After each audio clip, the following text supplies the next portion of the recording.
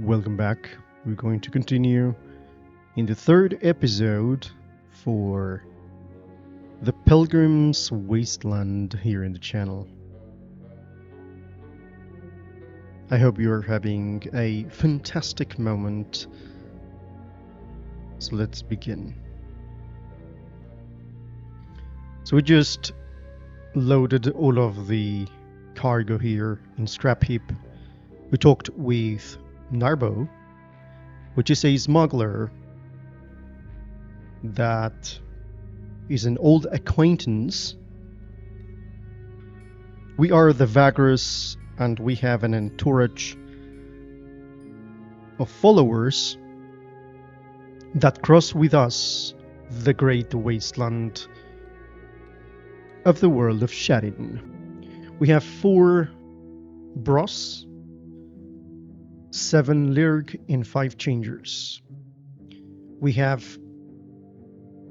supplies available for 8 days, and I don't think that our road, our path, will last this amount of days. So we will have to find more in this adventure. We're very invigorated because we have rested a lot in scrap heap, and we have eaten fairly well. The people are a little bit boosted with morale, so the entourage is obedient and with a lot of hope. So we are in the week 2 of Albia, year 1097.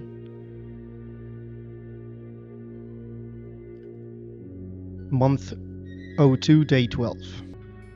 So let's advance through here.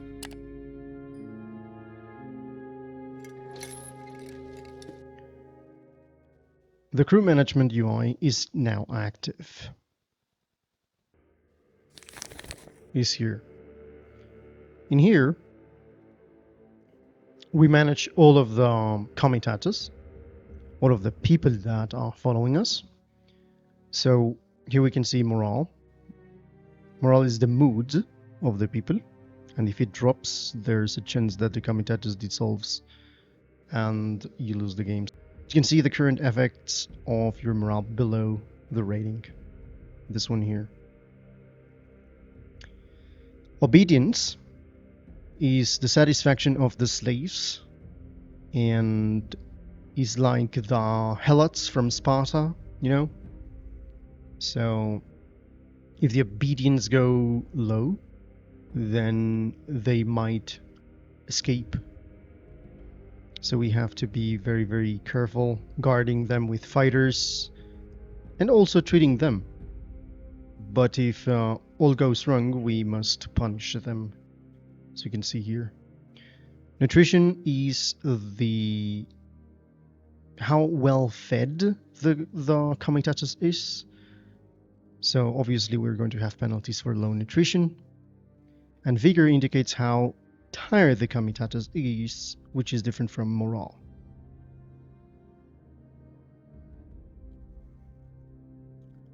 Vigor also increases the speed of the Comitatus.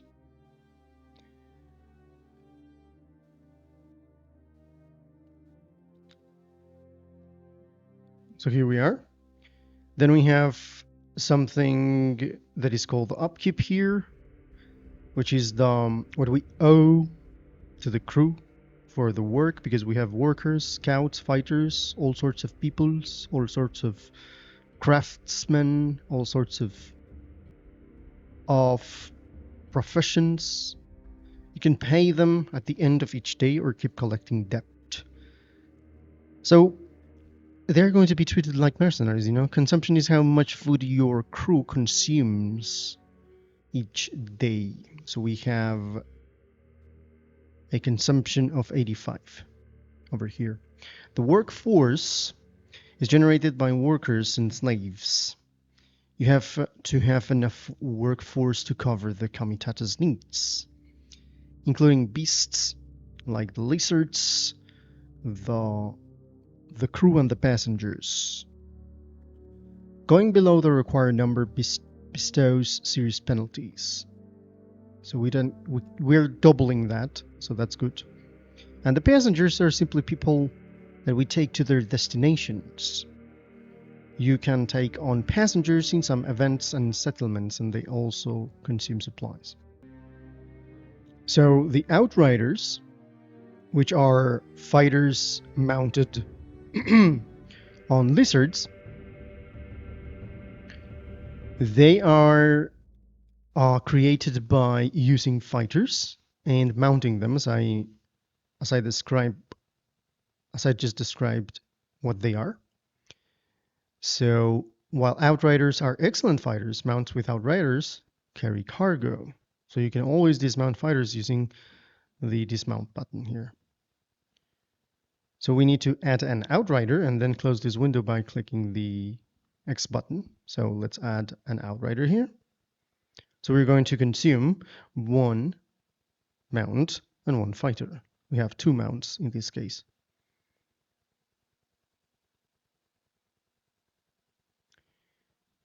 There we go. We took one fighter as well, as you can see.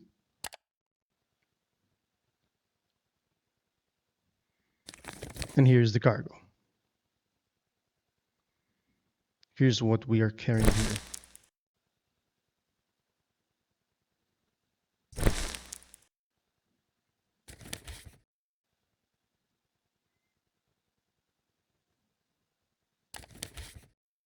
Excellent.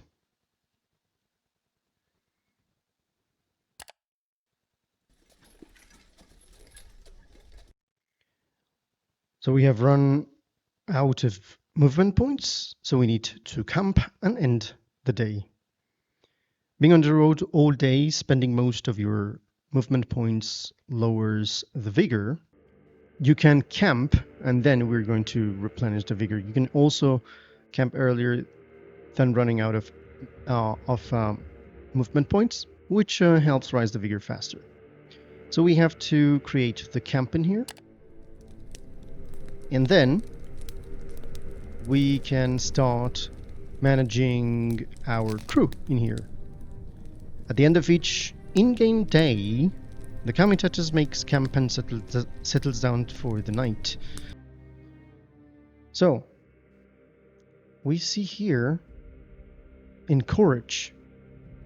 So if we have a leader perk that encourages them, we're able to click here. Here we see the crew double wages for the current day and boosts morale. We can either do that and double. Pay all your debt to your crew at the end of the day, including what you offer for the current day. We're in pay later here, so we're going to maintain that. You know what? Why not paying them? Pay now.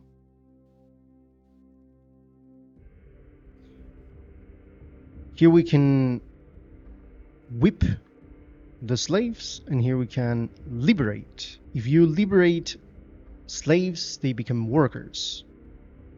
And we gain obedience by doing that. This is the rations amount, and we are observe that if we go 50% nutrition, 50% rations, the morale is going to be reduced by 1 point. And then we can go here, acquire supplies. Manual supply acquisition can override your auto acquire settings. We can send our slaves to forage. They can return with supplies and sometimes other goods as well.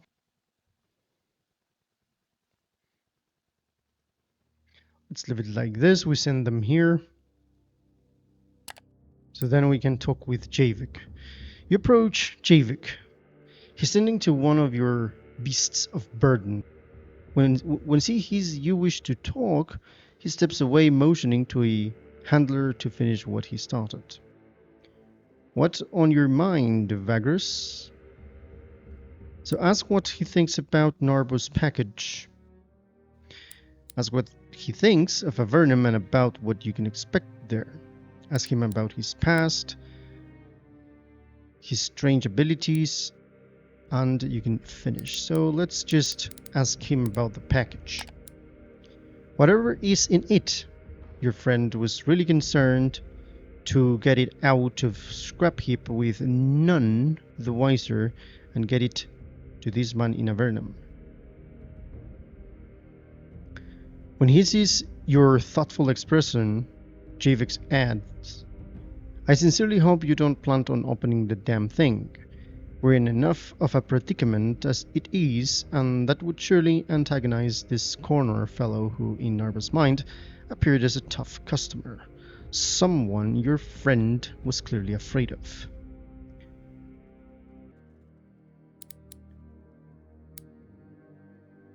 Let's see, was there anything else that we want to ask? Ask what he thinks about Avernum. Oh yeah, I remember, you haven't been there for a long time. Well, Avernum is less of a provincial town like scrap heap these days and more like one of the great cities of the Empire. It's not as large as Davin or Torzag's Shelter. What is Torzag's Shelter? Nice. A great city in the middle regions of the Empire, Torzag's Shelter occupies the inside of a gigantic system of caves in the belly of the Black Blood Mountain. It is often called Sergorod's City due to the presence of the Church of Sergorod's greatest temples. Okay, so what is the description of Torzag's Shelter? It's built inside a Cyclopean cavern, half natural, half man-made, inside the easternmost large mountain hill of the range called the Black Blood Mountain. The cave, along with its web of tunnels and smaller caverns, is big enough to house an entire city. The only public entrance to Torzag's is a mile wide and several hundred yards tall cave mouth, significantly enlarged since the Orc War, blocked by a reinforced city wall with a gatehouse and towers. So we're confirming orcs as well. Buildings are placed quite close to each other due to lack of space, and many dwellings are carved into the rock itself. The inner side of the cavern has terraces, and these house the villa and temple districts. Since the Church of Sergorod considers Torzag's Shelter its own, they overlooked its siege in the war. Most of the temple district is dedicated to the god of revenge and curses Sergorod, as well as to the Knights of the Black Sun. So much so that often Torzag's Shelter is referred to as the Sergorod's City. A great colosseum can also be found here, and gladiator games are organized. The lower parts, closest to the gate, make up the merchant district, while the undercity, situated below the terraces at the sites in the walls themselves, is home to the city's poor and forsaken. The truly rich live in roof villas, huge buildings attached to and carved into the giant stalactites that hang from the cave ceiling. These often have intricate elevator systems and even hanging bridges between them. Lighting is a constant problem in the ever-dark cave of Torzag's Shelter. Most of it is done with great metal chandeliers hanging from the cave roof. These are filled with oil imported from the Bronze Desert or bright kelp brought in from Everdark. The chandeliers are covered in dwarven runes that enhance the burning and light emission. Even so, with thousands of torches, braziers, and light carriers, an important and traditional profession there, all throughout the city, Torzag's is constantly in twilight. People who grow up here get so used to the darkness that they are often blinded by harsh sunlight. When the sun set outside in jagged waste, city officials turned off the giant ruined chandeliers, and true darkness settles on the shelter. When the orcs were brought into existence by the 12 over 3 centuries ago, they were used as weapons against the enemies of the Empire. Soon, however, they learned that they were enslaved by dark magic without hope to ever be free of it, and they became enraged. In the rage, they almost tore down the Empire, until the Dragon Lords, afraid of the power of the orcs themselves, joined the war. After a long and devastating conflict, the orcs were hunted to near extinction, yet a smaller faction of united tribes remained defiant for a while after the end of the war. So they were extinct, basically. Let's see. Orcs loyal to the world leader Torsak, basically, the world leader Torsak, captured the subterranean obsidian mines of the mountain range called the Black Blood Mountain. The locale could be defended fairly easily by collapsing inside tunnels and concentrating on the main cave entrance, which was also too narrow for a large dragon to fit, thereby denying the enemy their air superiority. Torsak and his comrades enlarged the caves and dug deeper into the earth, eventually living there for 15 years. At length, infighting and lack of supplies made them more complacent to a truce with the Empire, and so they ended up relocating to Darkmoor. Imperial forces retook the now abandoned mines, and since the main cave was already depleted of obsidian, they set up camp there. Many displaced inhabitants of the region ended up taking refuge in the caves, which slowly became a settlement in its own right. Its close proximity to the Emperor's Road, potent sources of obsidian, the natural shelter from the unforgiving elements, and later fortifications added to the mountain ridge all made the city a very good place to live. Sadly, the underground settlement also gave rise to crime that is difficult to root out, as well as tight, crowded cityscape. Imperial governors named it Tenebuitris, but no one ever took to it. Instead, continued calling it Torsak's Shelter. The city developed with lightning speed in the last 2 centuries and now stands as one of the most important trading posts of the Middle Imperial regions, drawing people from the neighboring Dragonlands and Xeryn plains that you would not be able to interact with otherwise. So that is Daven and Torsak's. So, Avernum, not being as close in size as Devon or Torsak, is a very, very big city, though, but it's a busy city with a lot of people and commerce. They say that the prefect who oversees the place has his own private thing going on, and he's fairly easy on the crime bosses. Well, at least on those that play along. Trade from the region concentrates on Avernum, and everyone wants to get their share.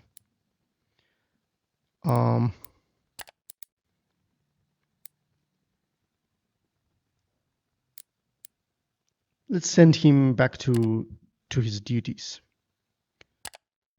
Morwen.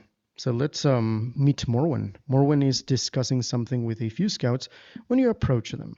She sees you and steps away from her company, joining you next to a tent in the shadows.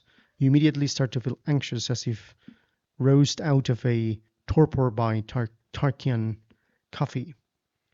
The effects of her Demonkin heritage. No doubt she's a tiefling.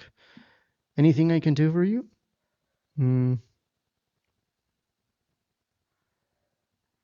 Ask her what she thinks about the Comitatus.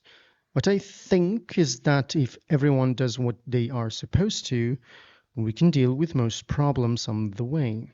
There is a moment of silence and you realize she's done talking about this. Let's ask her about Demon King. She seems thoughtful for a moment. Now, I can't speak for all of us because there are so many kinds and variants of a race. We're called Demonkin, since it's said that demonic blood runs in our veins. So here we have the Demonkin.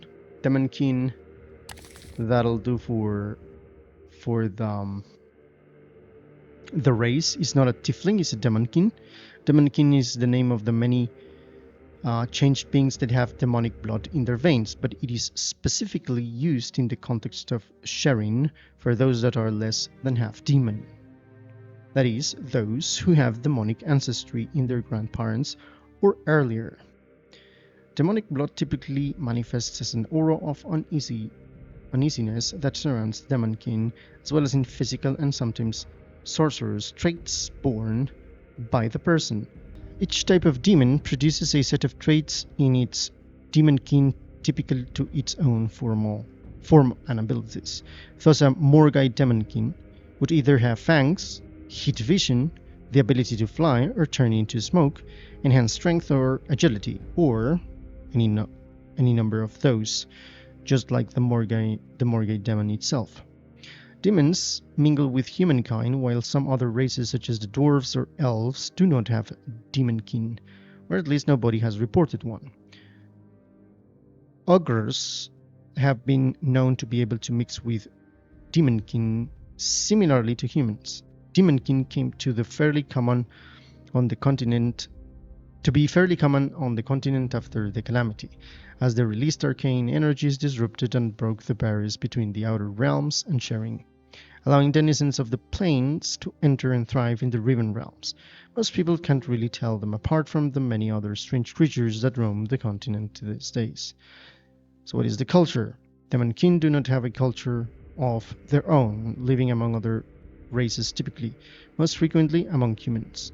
The Empire has been known to make use of their unique abilities, and the demonic cult of Bal-Urkal, and especially the Nosferatis Sisterhood, has drawn many of them into their fold. Still, most of them are very independent and wish to be their own masters. Most of the Demonkin on the continent do not have an agenda in concert with that of the Legion. Yet, some may be agents of the ominous power. So those are the tieflings in this world. So we're called the Demonkin since it said that demonic blood runs in our veins. Around us, people feel uneasy or anxious.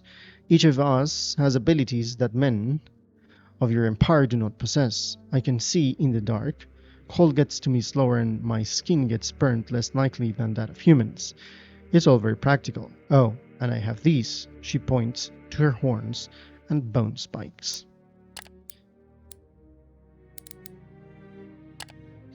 So, again, here is where we can chat with them. We can ask about stuff. So we have here the companions. Also here we have the defense orders, which is no bonuses, no penalties. We're posting guards, or we can go for posting no guards, which will decrease the morale on obedience and increase the vigor with a high chance of ambush, or posting guards, but we have insufficient armed crew. This decreases the vigor but increases obedience and morale. You need 10 fighters and outriders combined, or 7 at the cost of 1 vigor, and we have 8. After a long day's march under bleak skies and harassed by hot winds, the Comitatus finally settles down in a wide ravine. After taking care of the camp chores and checking on all your commas, you go to your tent and tuck in for the night. There are benefits to sleeping out in the wasteland. The silence is quiet, calming, tranquil even. Only the murmur of the distant fire-bleaching mountains, the whisper of the wind, and the occasional groans of your beasts can be heard. Except something else is making a muffled noise you do not recognize. Your eyes flick open. Something's wrong. What in Tartaris is it now? We rise to check it out. Leaving your tent and passing the sleeping beasts, You're just about to call to a guard when you stumble upon a large quadrupedal creature covered with fused bone protrusions. It is munching on supplies scattered across the ground, evidently from a torn open sack lying nearby. The creature is a chakra, a wasteland scavenger that hunts in packs. Before you can utter a word, the monster charges you. This is the chakra. The chakra are the vermin of the wasteland. Bad-tempered and aggressive pack hunters, they have plagued the Riven realm since the calamity. The chakras are four-legged reptiles covered by hardened yellow-brown, ground-together scales that cover their backs like armor. Adult specimens are 3 to 4 feet high at maximum and are between 1.5 and 2 yards long. They have thick, powerful, short legs that can propel them forward quite fast but make it difficult to maneuver. Chakra heads have thick scale plates, and males sport about half a dozen thorn-shaped horns to maul and tackle with. The chakras are very stubborn, that hunt in packs and do not know when to give up. Once they tear into prey, they do not let go until killed or killing. They are omnivores, but have a taste for flesh, so they often take on larger prey in groups. Chakras live in hot, arid places like the continent's central deserts, but are quick to adapt to other environments, except the very cold ones. So those are the wasteland scavengers that hunt in packs. Before you can utter a word, the monster charges you, and out of the shadows Morwen leaps at it, tackling it aside and cutting its hide with her bone axe in a follow-up swing. You breathe out, realizing that she has probably just saved your life. Javik runs up to you just as the creature backs off and lets out a long howl. There's more of these accursed things, boss. Must have sneaked past the perimeter guards.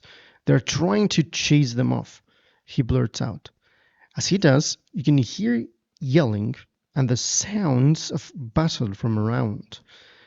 The wounded chakra is joined by another one from behind a cargo pile, and the two of them start circling you. Javik steps beside Morwen as they get ready for the fight.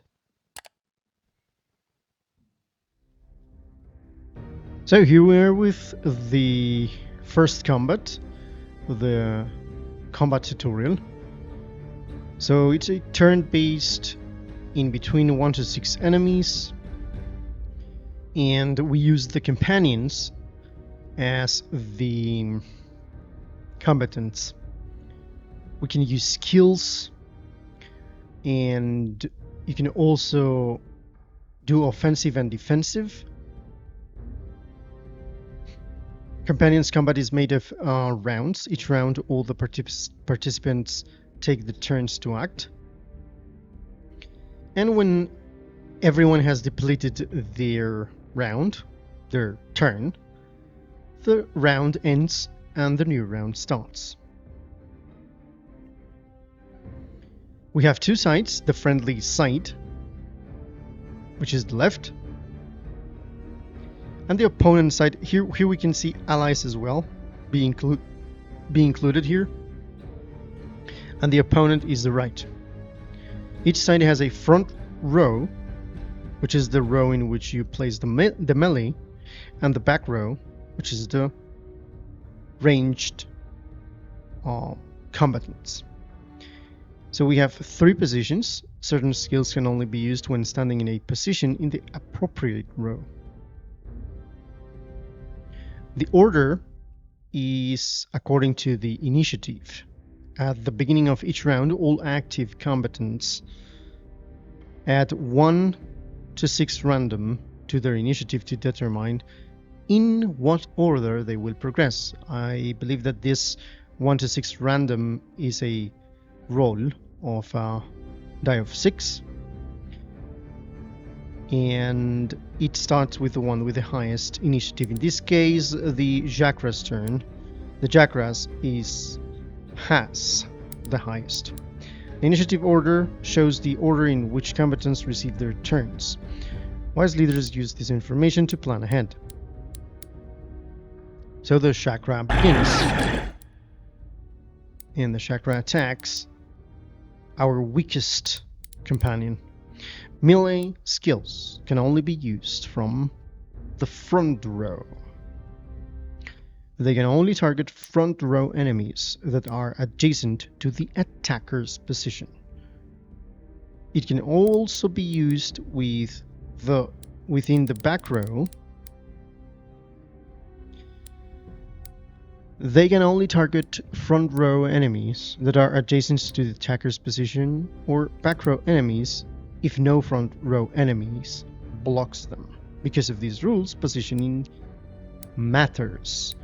If all characters can move to any adjacent position to their own side. If they move into a position that is occupied by another character, that character is pushed out of the position it occupies and has to be moved into an adjacent free position, even to the position the other character has just left. Not only do characters in the front row prevent melee attacks against characters behind them, but also makes them more difficult to hit with certain ranged skills. Move Morwen in front of Javik to protect him. So we select her and we move her in here. Select target position by clicking on it, then confirm. So, pretty self-explanatory as we saw. So we have this guy here and this guy here. If we move her in the melee row over here, we can reach this one. But if it happens to be like choosing her, moving her here, we're blocking any attack to the one that is behind. Each companion has 4 combat skills beside move, represented by the row of icons below their name on the character information. When you select a skill, its stats are displayed below the skill icon. You can select skills or move by clicking on them or pressing their number. Selected skills are highlighted, as are all available targets for the selected skill. Skill details can be viewed in the information sheet on the bottom left after a skill is chosen. We must use the Mind Blast to attack one of your opponents. So select the skill 1, select available target position, and click again to confirm. In this case for Javik, we go for Mind Blast. So he is going to telepathically use his mind powers to burn the mind of the foe. So it's going to be basically, instead of being called Mind Blast, is going to be more likely to be called, and more accurately called, the Frying Brain. So here we go.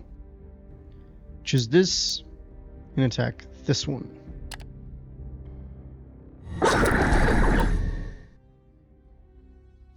Morwen's skills include options to push front row enemies back, like for example the Savage Kick, and to pull back row enemies to the front with the Whiplash.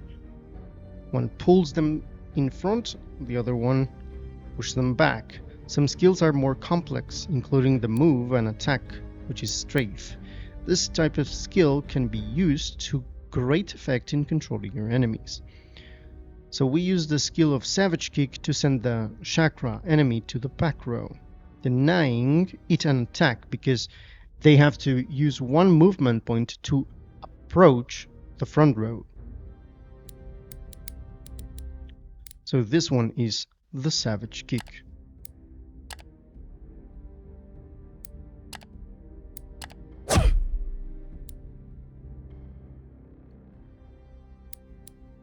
You can consult the combat log here in the center anytime to see what exactly occurred. The log is scrollable, but if you wish to see more of it, click it to open it fully. It can be closed by clicking it again. The character sheet can be opened by clicking its icon at the portrait. So the character sheet can be opened by clicking its icon at the portrait. Here. You can see all the combat relevant stats of the active companion there and consult the tooltips to learn more. The forfeit button, the bent arrow, allows you to pass your current turn. Okay, so Javik. You click here and you see all of the information of the character sheet in here. So you can see stuff like the perks, stuff like what are all of the attributes here. It is complex. Skills, Mind Blast, what is the damage, what is the power, accuracy, and critical. You can also see here different levels of this same skill if you go up into the tiers.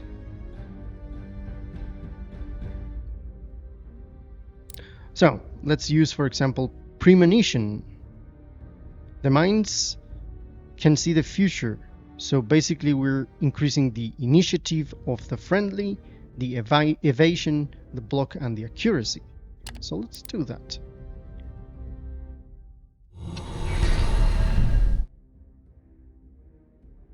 Now it's the turn of Javik. So we have hypnosis. Is ranged, so we don't need to be in the front row. So it says overcomes the mind of the foe, moving them as he pleases. Good one. Let us do the following. I think I can move this one. And controlling him will put him here. So then we can basically not kick because we want to make damage. So we have either strafe. Okay. We have strafe. Or devastating blow. I think strafe is going to be okay.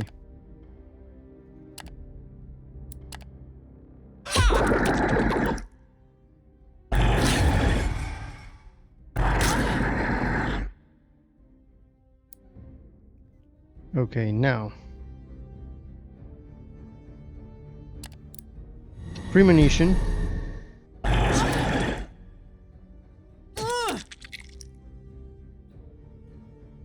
Mind blow.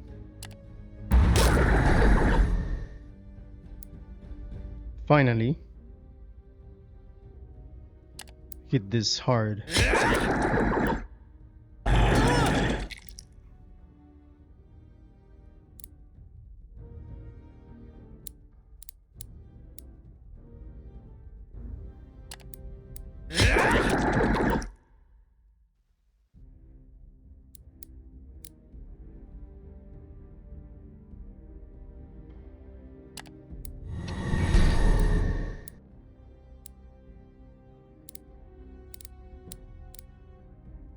Let's do strafe.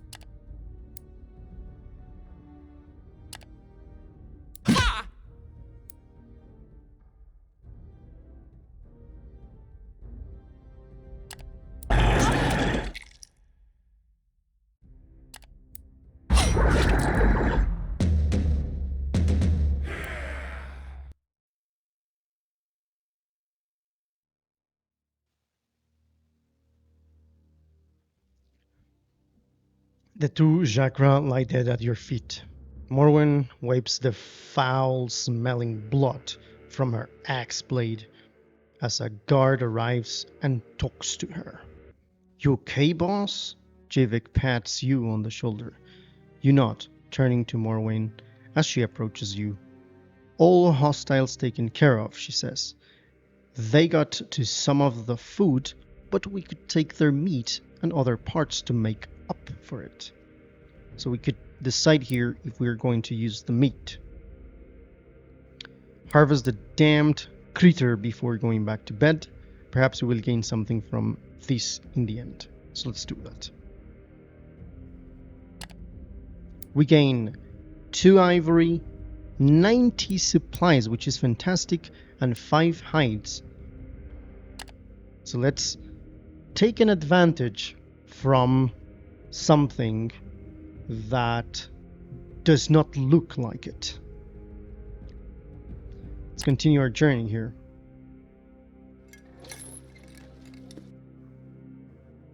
Let's camp. This time, I also pay now for these guys. And I'm going to send, this time, hunting parties. So then, I will maintain... let's see, let's decrease the rations to half. And also... Oh, by the way, she is hurt, so we can either toggle medical supplies, will be used for healing, the healing chances are going to be raised, or disable camp healing results window. Let's talk with her. Morwen is discussing something with a few scouts when you approach. She sees you and steps away from her company, joining you next to the tent. You immediately start to feel anxious. It's the same text, I think. So, I think we haven't asked about what she thinks about Javik. What do you think about Javik? Javik is someone I did not trust. He can read people's thoughts. They say, but he's always been kind to everyone, and he knows his way around beasts. I'm glad he's traveling with us. So, what about her past? I was a mercenary. I don't want to talk about that. Then you hired me, and you've known everything there is worth knowing about me since then. So she's a mercenary. Okay, good. So let's end the day. We paid our Comitatus, so we can continue marching in here. A whole march. Now we have activated the chart, which is the map, which is a fantastic piece of this game. Is one of the most beautiful parts of the game. You can see here the map. The chart is your tool in navigating, sharing, and planning the journey. You can move around by holding the left mouse button and moving the mouse, and you can zoom with the mouse wheel. Any discovered settlement or point of interest can be marked by clicking on their icon and choosing the flag icon in the bottom left box, which highlights them on the chart. You also have the option to navigate the codex from here. So here we are. We're marching from Scrap Heap, and we have here the whole map that we can... So take a look. This is Avernum. This is our destination. And we're seeing here the mountains, the river Umbra. So it says here, mark Avernum on your chart. So we click Avernum, and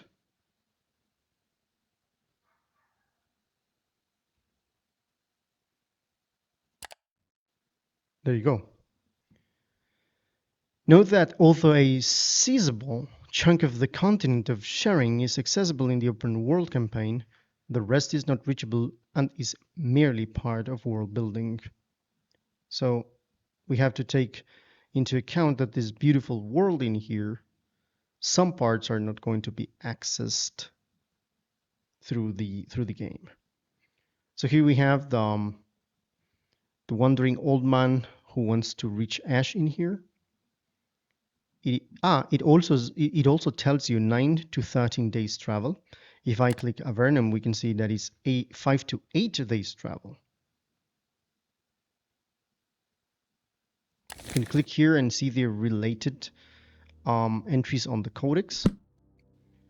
We can also click here and do notes, which is one of the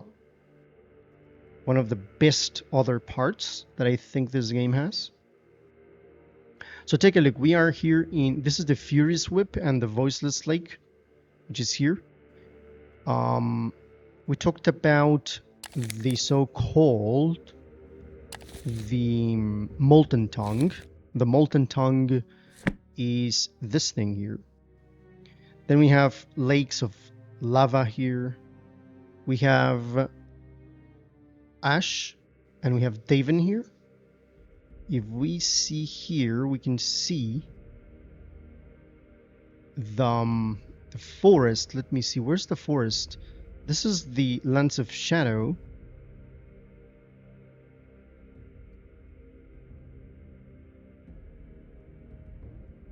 The Molten Sea.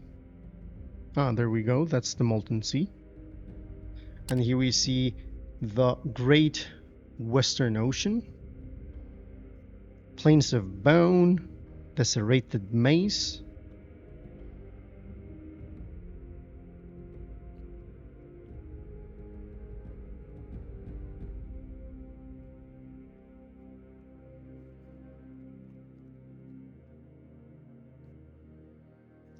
The Valley of Sleepers, a tower here that we don't know what is the name.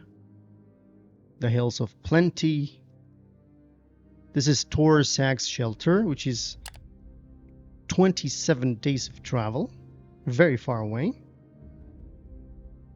So we are supposed to go south, move east, reach Ash, and continue to Davin here.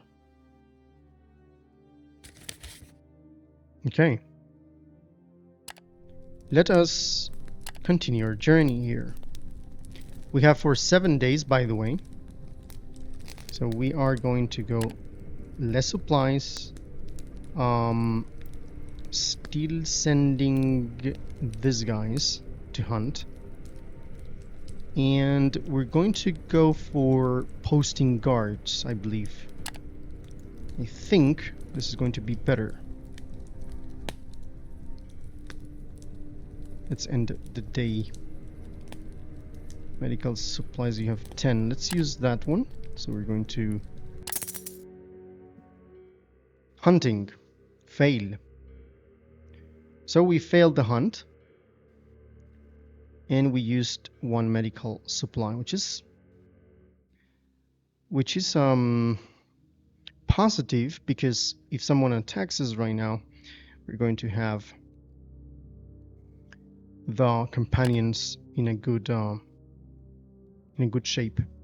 So still we have 7 days, and if we see Avernum is 5 to 8 days. So basically we have enough supplies to reach Avernum, something that I will say it's fantastic. So now we can go here and let's see what happens. I'm wondering what happens if here you can see Javik is healed from hunt. Okay. So what happens if I do this again and I just end the day? Pay now. Are we just simply paying we're paying the day twice. So we can simply stay still and consume supplies, you see, and not even move. So this is something interesting. Something very interesting. We just wasted another day. Let's follow here. Forced march allows you to move further than your maximum movement points and marching along paths on its coast is indicated by red on the campaign map. Although forced marches get you further, use them carefully. Your crew loses vigor and morale rapidly if you march too often without extra resting. We strongly suggest refraining from frequent forced marches until you have more experience. You have to prioritize high vigor, morale, and well-supplied comitatus. Now, so this is a balance in between the amount of pay that you want to spend, right? And how far it is from your destination, trying to understand if it's going to be better to reach faster. And this is one of the most interesting things, I believe. It gives you this strategical feeling, thinking ahead about how far is the place and trying to manage this relation in between distance and obedience from your comitatus. How fantastic this is. So we cannot do forced march right now, still have those. I will go for the hunting and using all of these guys to get a little bit more of supplies, and we're going to still pay now. We haven't decreased the workforce here, but we need to get these guys in a good shape in terms of nutrition. So let's do that. We're vigor, well rested. We're okay. So let's send those guys. Let's see if we can get our. I think we couldn't, right? Still, we have 6 days. Let's move down here.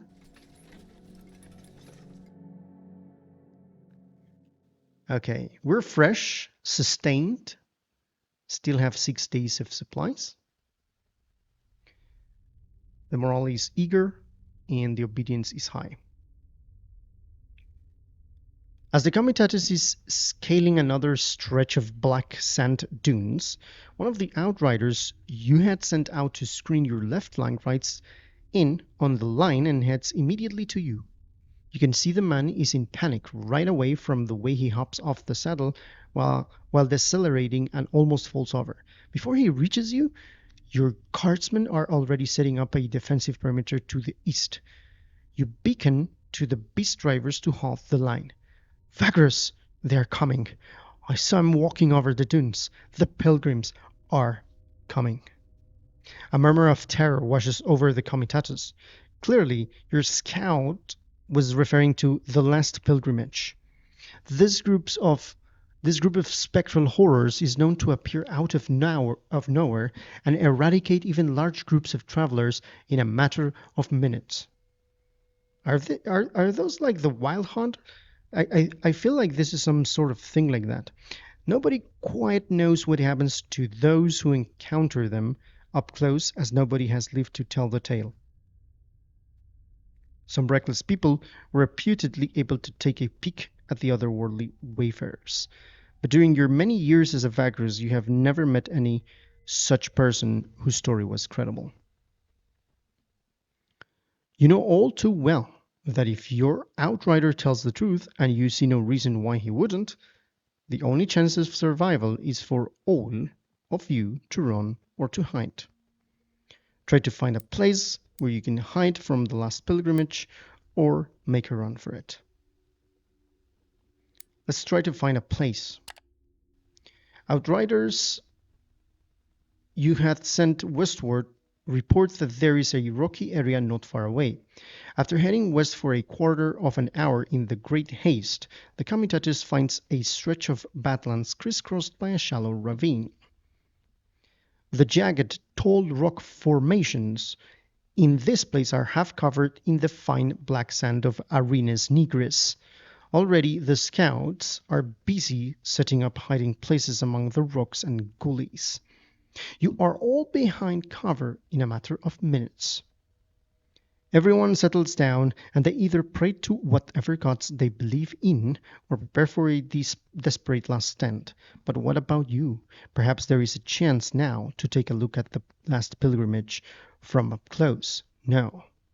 Surely it would be insane to attempt such a thing, wouldn't it?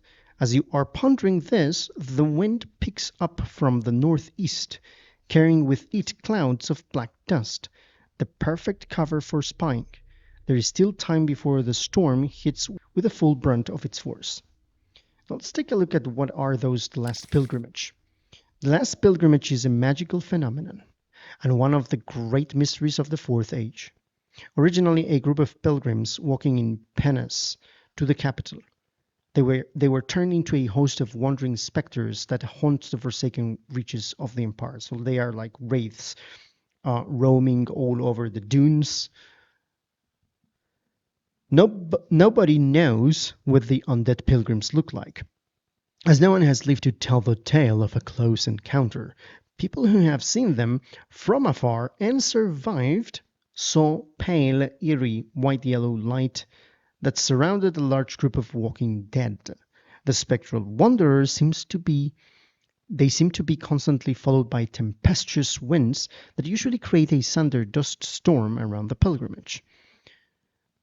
The origin of this tale, it is said that in the last month before the calamity, a group of high-ranking priests of the pantheon of the elder gods started to see a pattern in the strange phenomena that began to appear sporadically all over Xeryn. They interpreted it as omens from the gods and realized that their creators were displeased. To appease them, they set out in humble pilgrimage from the city of Tot. Other sources name other cities as their origin, and plan to walk all the way to the capital, and upon reaching it, ask an audience from the emperor. These rich high priests cast away their earthly belongings and walked barefoot. Many joined them on their way, clerics and simple folk alike. After some weeks of walking, the omens became more intense, and finally the calamity struck. According to legend, it caught the last pilgrimage. By then, swollen to thousands of people out in the open somewhere south of Devon. The cataclysm did not kill them, but turned them into cursed undead, forever bound to their futile pilgrimage. So they were caught in the middle of the cataclysm, forever seeking to reach the capital, which will always be out of the reach. What is the behavior of these creatures? There is no apparent rhyme or reason behind the appearance and disappearance of the last pilgrimage. It seems completely random, though it never occurs near settlements but almost always in open areas. And because we're deep into the dunes, we're seeing it. If they appear and someone does not or cannot flee, they are never seen again. The theory is that the specters force them to join the pilgrimage that is doomed never to reach the capital. So he says that perhaps he's curious. He has curiosity, and he wants to see the pilgrimage up close. It says that if there could be a chance now to take a look at the pilgrimage. I know that doing that is a little bit reckless, but I did not choose that option in the previous playthrough that I did of Pilgrims of the Wasteland. So just for fun, I'm going to go and creep out among the dunes under the cover of the storm and try to take a peek at them. Let's do that. Let's see what changes here. It takes about 10 minutes for the feeling of what you're doing is utter madness to settle in. By then, you and a scout are creeping forward in the dust storm. Going is rough despite wearing hoods and scarves to protect your faces and eyes. But the good thing is that we're doing it alone. We're going forward from our Comitatus. Going is rough despite the wearing hoods and covering the face and eyes, but eventually you make it to the set of the dunes through which the pilgrimage is expected to move. Let's remember that when they move, they create this dust of sand. So after 10 more aggravating minutes, a dull light appears over the dunes to your left. As it gets closer, let's imagine there's the image here that those are the pilgrims. But this is interesting as well because the whole scenario here is called the pilgrims of the wasteland. So what about this? As they get closer, it is revealed to be a blanket of white-yellow radiance that covers a shambling assembly of sickly figures. They cross the dunes not 50 yards from where you are, hiding, but due to the awful dust and the eerie light, you cannot make out much. They appear to be men of sorts, or at least humanoid, wearing long robes that remind you of old depictions of pre-calamity clergy. Some of them lean on staves. A faint chanting is on the wind, and both of you are struck by a weird sensation as if someone walked over your grave. Strange images infringe upon your peripheral vision, elusive and unformed. The otherworldly congregation passes in what feels like hours and takes the dust storm with them. You walk back to the rest of your people wearily. Some people talk of strange images passing before their eyes, much like waking dreams, while the pilgrimage was close by. The Comitatus digs itself out of the black sand and dirt ponderously. You are ready to depart in half an hour. Most of your commies are hushed and keep a wary eye on the horizon and you for days to come. The sooner you leave, the better. The morale has been decreased and the movement has been decreased. Quite interesting. So it's pretty much the difference is that instead of running, we just saw them and we are demoralized and with a dark feeling about all, basically. Let us camp again. Instead of sending those guys, I'm sending the hunt. I'm going to pay. Still decrease these because we need. Oh, they are going to be hungry. Let us give them a little bit more of supplies instead. And we're going to go for posting no guards. I'm not posting guards because I want the morale to be up. I'm using the medical supplies. And there we go. They healed. And the hunting failed. Okay.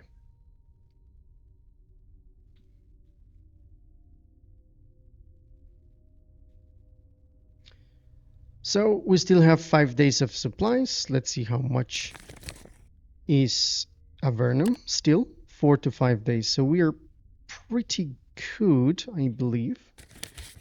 We are pretty good. We can reach Avernum, which is somewhere around here, I believe.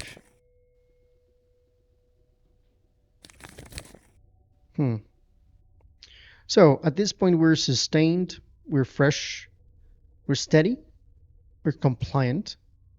We don't have any problems with that, and we have 5 days of supply.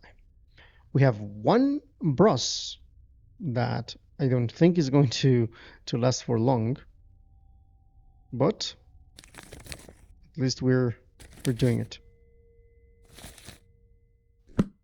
So I'm going to leave it here. So make sure to stay tuned because we're going to continue the Pilgrims of the Wasteland in the next chapter. This was Victus. See you in the next one.